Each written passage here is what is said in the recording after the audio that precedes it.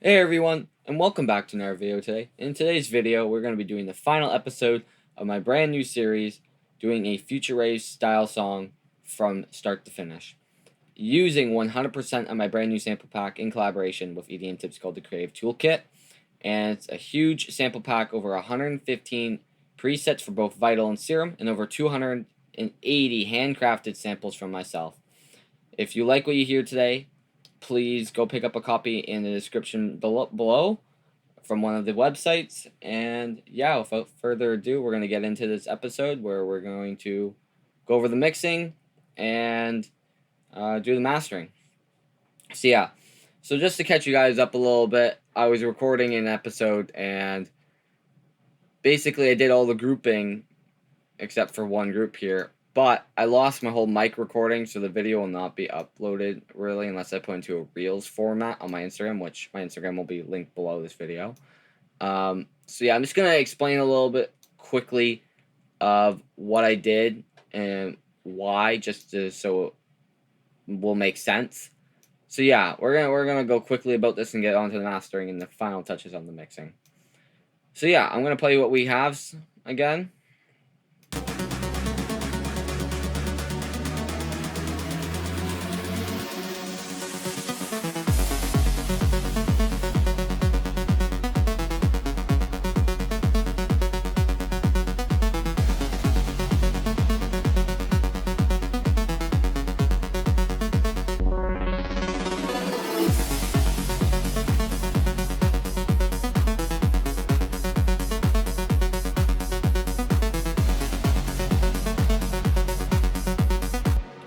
So yeah, you guys get the point. So basically, what we did in the episode is we did the grouping, and we also did a little bit of things with the break and the drop.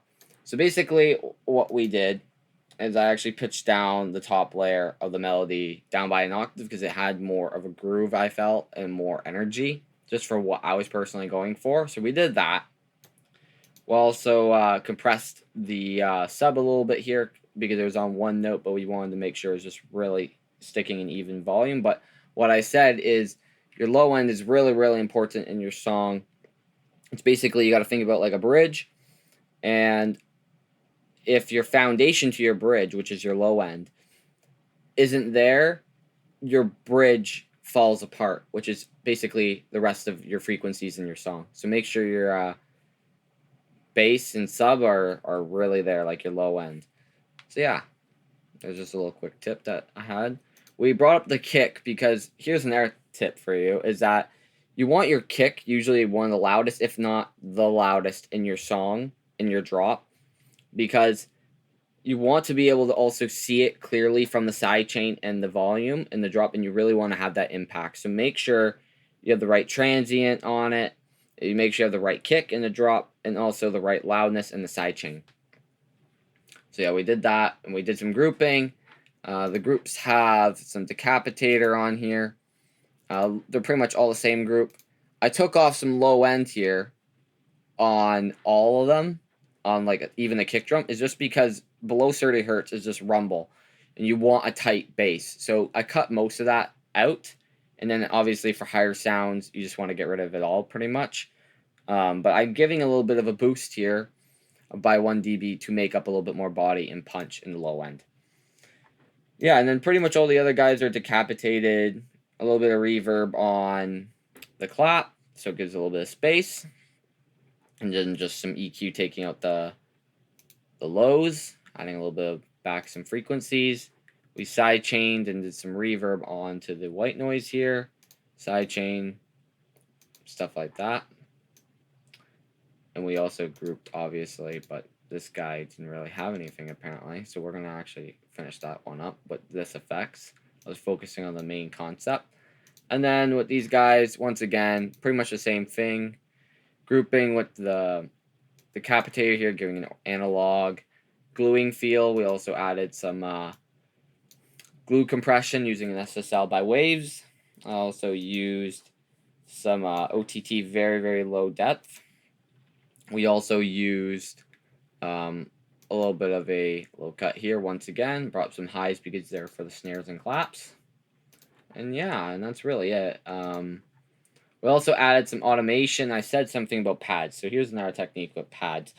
Pads fade in. They're like a real kind of like string. You got to think about them like strings. They don't just turn on. Like obviously in Future Bass, you want them to turn on instantly, like in your drops and stuff.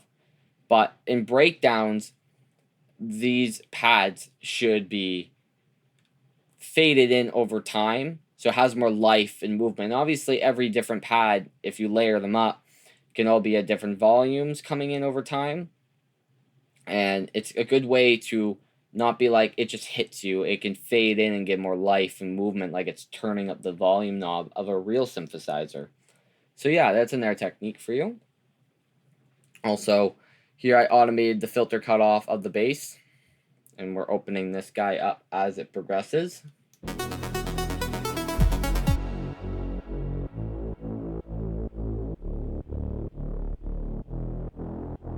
I also did this to the pad, actually.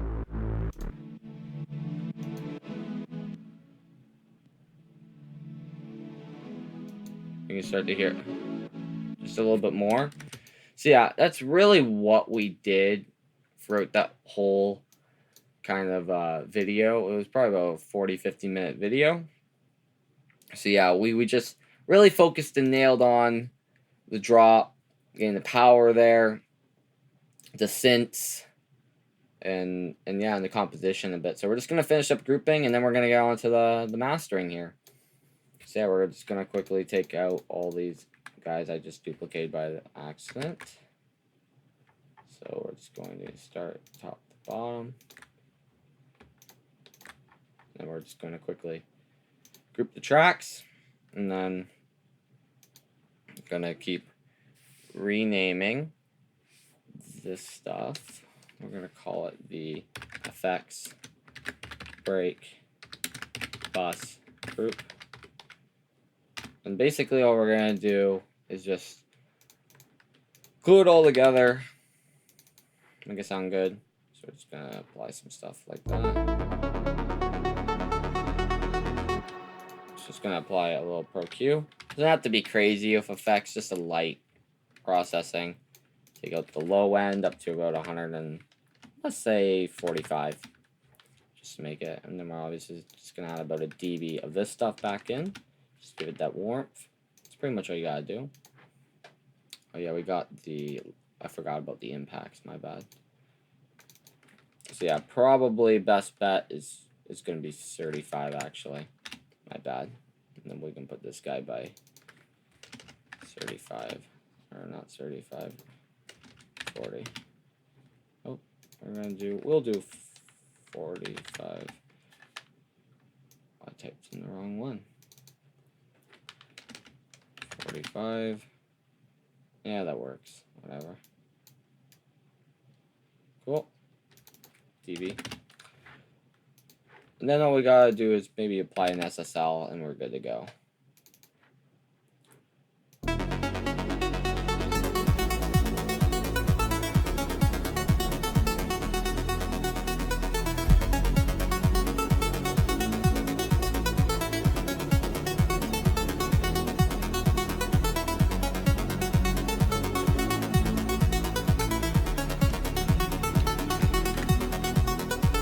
It's barely grouping.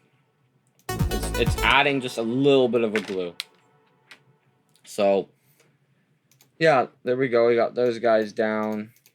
We can just apply a quick EQ on all of them. Decapitator. It's gonna finish this up. I know how it's gonna sound because I've used this a lot in my music. Basically, this is just a pad kind of ambient sound. Take some of the highs out. Guy's good.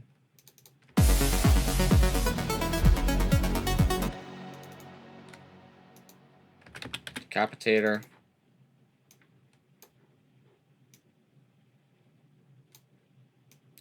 So basically, just gonna cut it out a little bit.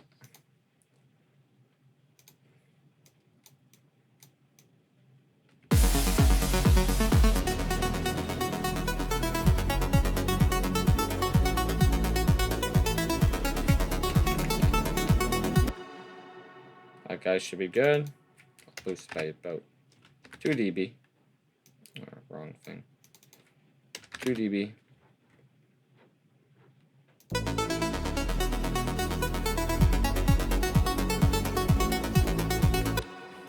We'll copy over the same effects. Should be that. Cool. We'll just paste these. So it's the same thing. Riser, just a decapitator on it. So it needs. Still gonna put it at 1%. Obviously different effects and stuff, but I know how they sound from what I did, and also how I made them, so they're pretty good already. And then, so yeah, we're gonna apply a Pro Q. It's going to start taking out some stuff.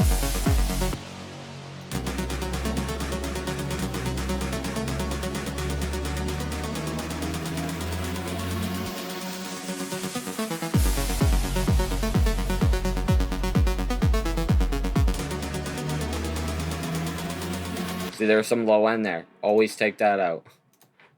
Always.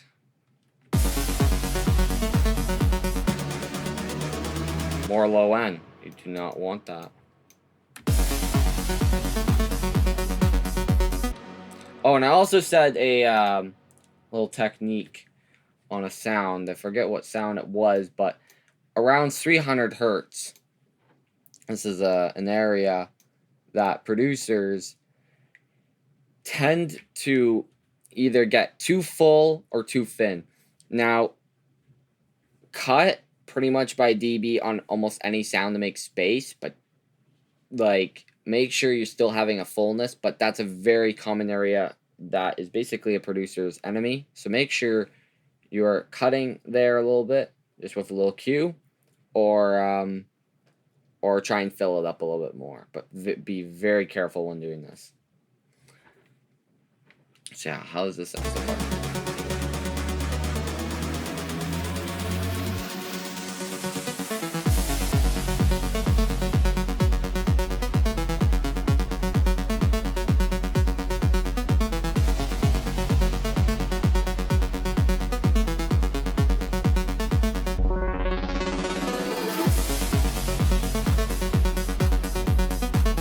Sounding very, very big. Sounds amazing. So yeah, pretty much everything is glued. Pretty much all the processing chains either have like a transient shaper on it, at least for the drums do. They all have a decapitator on it around 1 or 2 drive. They all have a very low amount of depth of OTT.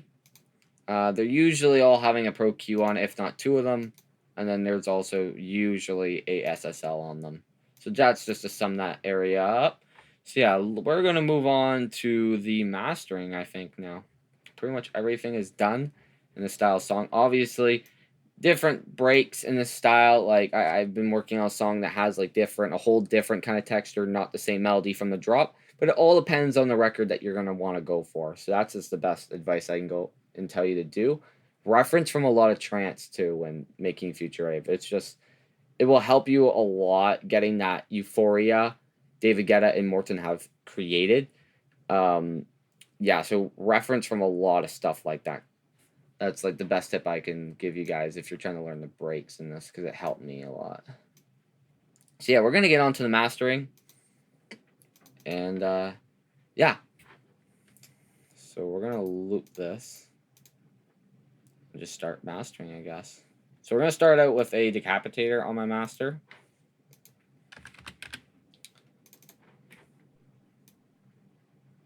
And basically give it a little drive. No, you do not want to distort it.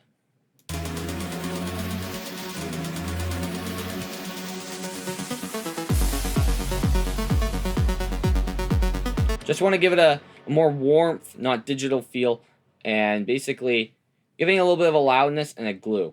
And also, before you go into mastering, make sure your faders are low enough, and because if you're mixing at low volumes, it's usually going to sound better in the end, and also it's going to give you headroom for your master. So that's another advice I can give you. Because producers, we think when things are loud, it sounds automatically better, and that's not always the case. Because also when we do mastering, everything that we do at the mastering stage, if you did something wrong, if your reverb ain't right, if your kick and bass or your low end ain't right, the mastering's only going to bring it up. It brings up things in the background too. It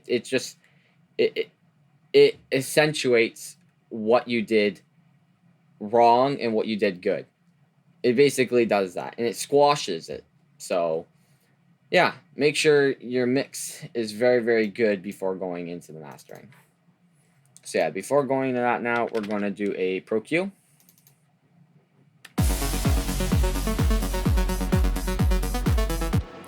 And basically what we're going to do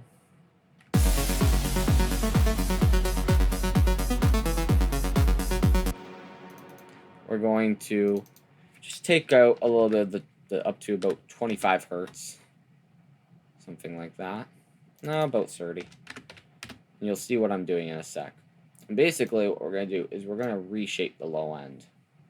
I'm going to add this by about 3 dB. And you're going to get this more of a warm feel.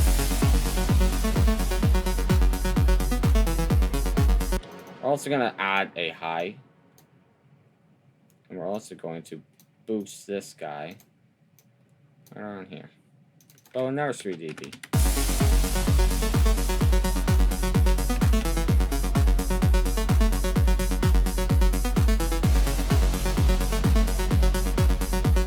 So basically, to sum up what I'm doing, is I am cutting the low end out where it's rumble, it's inaudible, it's losing the tightness in the low end. So basically taking that out, and I'm adding and reshaping the low end, giving a little bit more of a drive to the sub bass and the kick sub, because you need to make up for that energy loss or whatever you felt before to basically reshape the energy it had before. And it really allows you to push the low end a little bit more doing this. It also makes it louder. Also doing the high end, it's not necessary that much on a high end, but basically just makes it a little bit more of a steady signal in my opinion, and also it just makes it louder. It clears up some of the harshness that the high end has. So yeah, that's a little bit of advice I can give you. So basically, start the lows and you go to the highs. Now, we are going to start the compression. So we're going to start using some SSL stuff.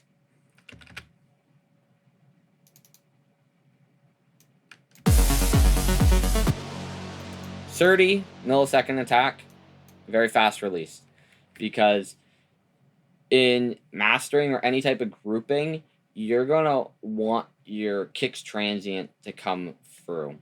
It's how it is. You're going to want to come through the mix. So yeah, do that, and then also you control the threshold.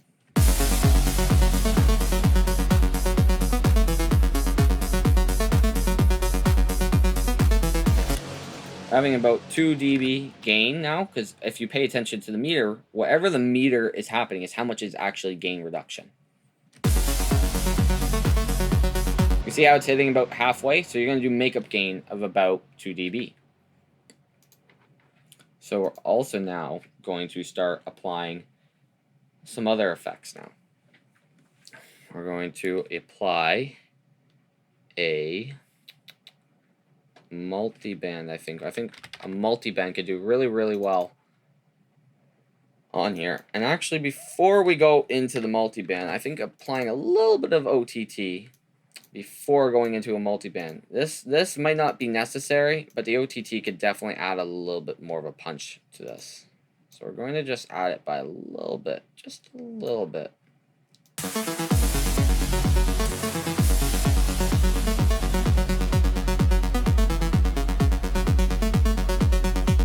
Cool. So basically what we're going to do is we're going to take the low end. We're going to turn this thing into expansion mode. Basically. We're going to turn the oversampling on so it has better quality. Basically, we are going to turn up the range of this.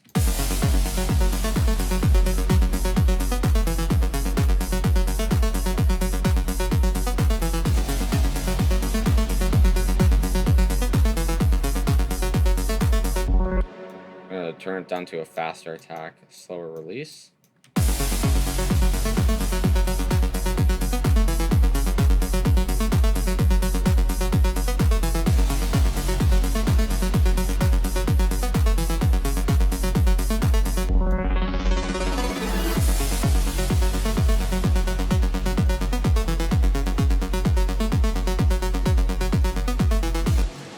So what I just did was expansion in the low end. This is like a really fast way. I would maybe take it a little bit more of a slow approach on this. But this is a really quick way that you can get a quick idea of how you want your masters low end to feel. So basically expansion is the opposite of compression. So basically it's going to bring a more of a drive and a warmth to anything that you do. And usually this works the best on the high end, not so much on the high end actually. It's more compression on the high end because there's so much harshness. But if you want to bring out the top end, you can do this by using compression. But on the low end, it's great to use some expansion because it really adds a more warmth and drive to your low end. See, when I start playing this again, you'll instantly hear it with it on and off.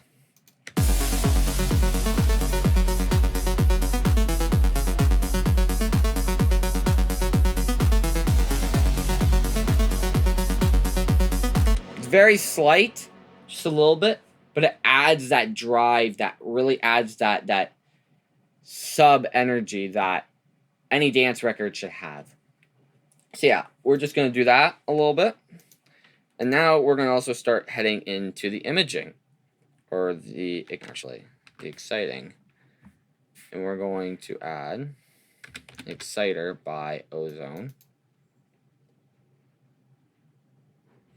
Basically, this guy is like a saturation tool, basically multi-band. It's basically, that's what an exciter is, in my opinion. So yeah, we're going to start adding this guy.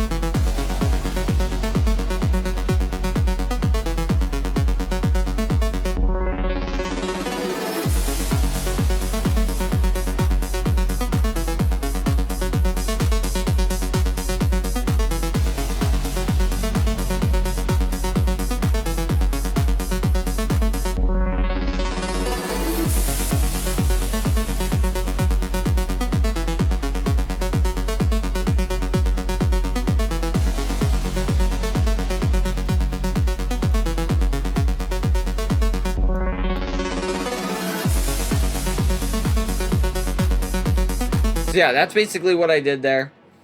It really adds more life. So when I turn this back on and then I bypass it, you'll instantly hear it's adding more drive and energy and warmth. Here's it off. Here's it on. Off. On. I'm actually going to bring up a little bit more of the high end again, and maybe a little bit here, actually, now that I'm hearing it.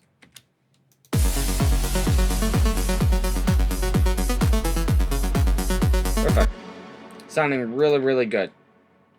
So now we're also going to add the imager of Ozone 9. I love the Ozone 9.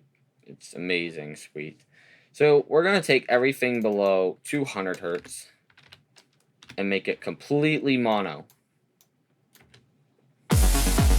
Like I said, low end, very mono. You got to think about this like a funnel. Has to be very, very mono. And then as you get higher up in the frequencies, you expand it out. It's just, you want to think about like a funnel, and basically the higher you go, the more stuff you can put on top and the wider it gets. That's the way to look at this type of stuff.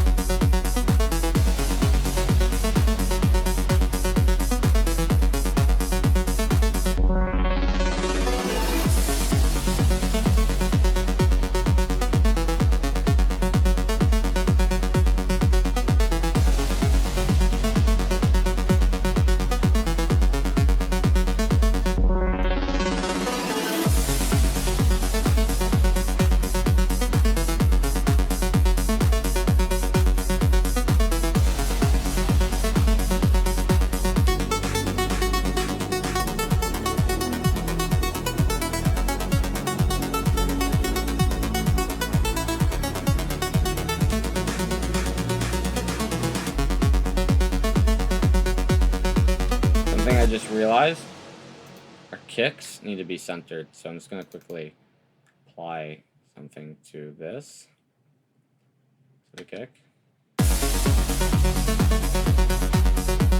See how I had some wide right there? Take that down. And then also to the kick. Up here, I'm going to do the same thing.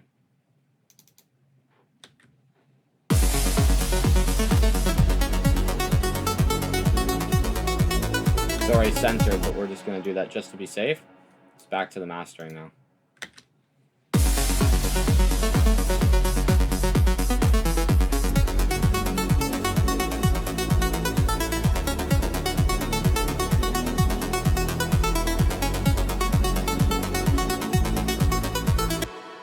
There we go. We can also apply one more Pro Q if we want to be safe.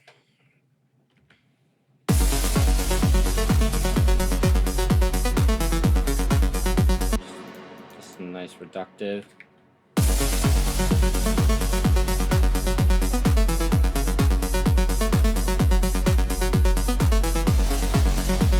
And also, something I realized is on the master. I forgot to say this earlier. Put it in linear phase. Just do it. It's crucial for mastering. I can't really explain it. Do your research. But yeah, it's crucial for mastering. At least on your master.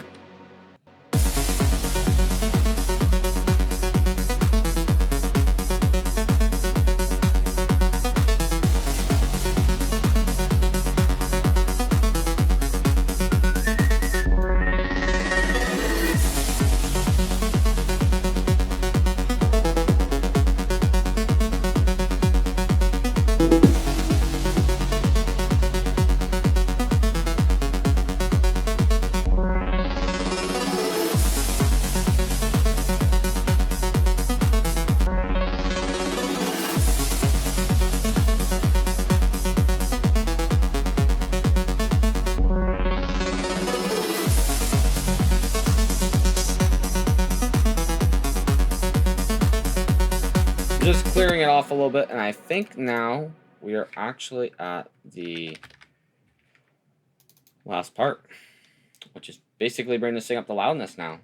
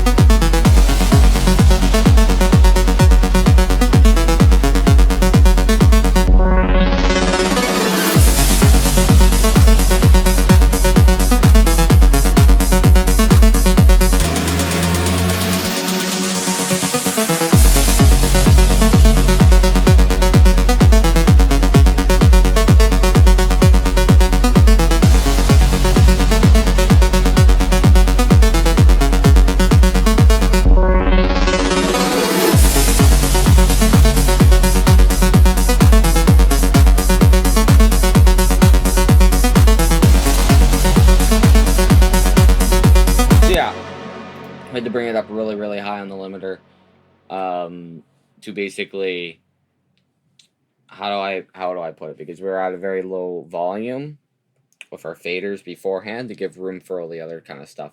Like, you gotta kind of think about this stuff also kind of like DJing in a way. Like, even though this is music production, is that the mixer on a Pioneer CDJ, for example, or a DDJ, there's input knobs at the top, and basically, as high as you put those, if you start adding the reverb on that channel, you'll start to see that your thing clips because it's at a high input already. So when you're trying to boost your EQs or take away, you're going to realize that it's starting to clip on that DJ deck. So basically, your input level beforehand is very, very important.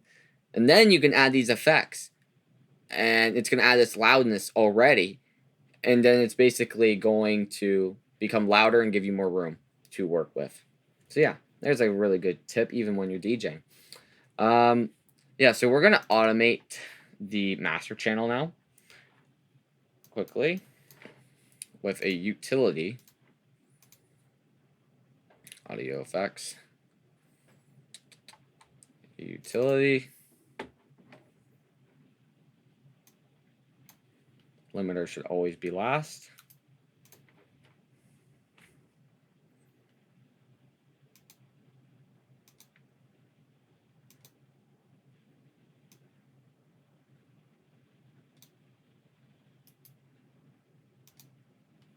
Minus about 1 dB. I'm going to curve it just a little bit. And you can copy that. Put it right there again.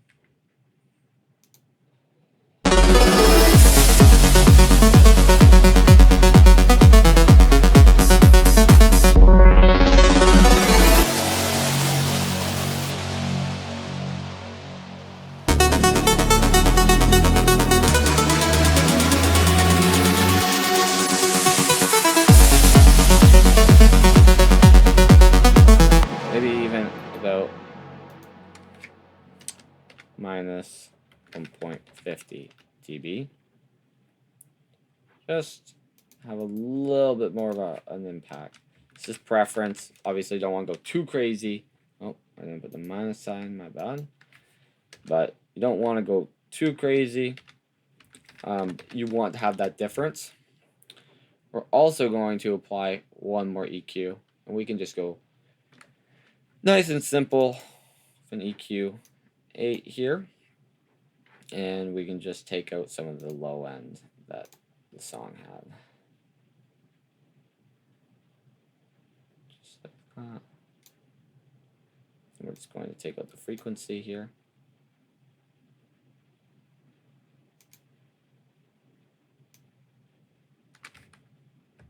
I'm going to do something a little bit weird.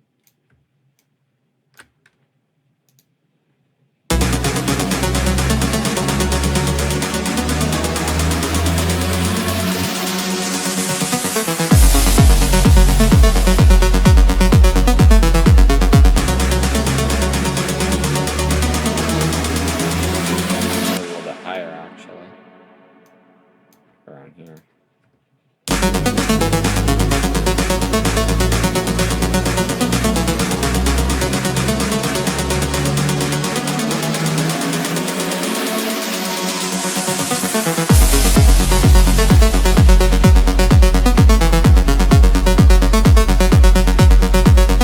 And then we're gonna quickly, I'm gonna quickly copy this guy over to here. And yeah, that should be your whole master pretty much. Yeah.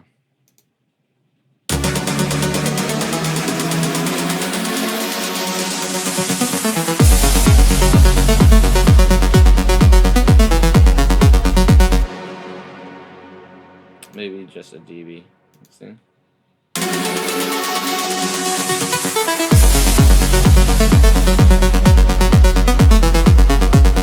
Maybe just a dB. Take it down to maybe minus 110. And I'll copy that. Oops.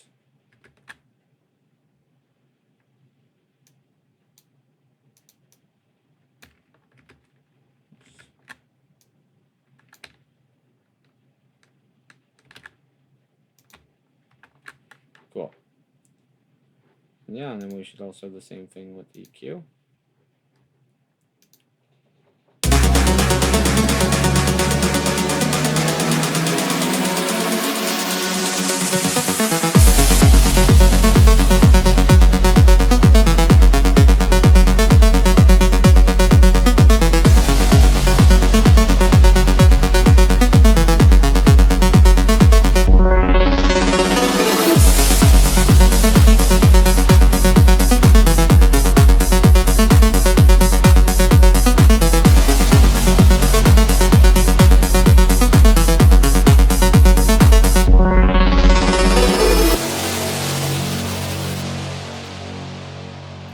Taking down that hi-hat a bit here. Hi-hat should be brought down just a bit. I think I just heard it.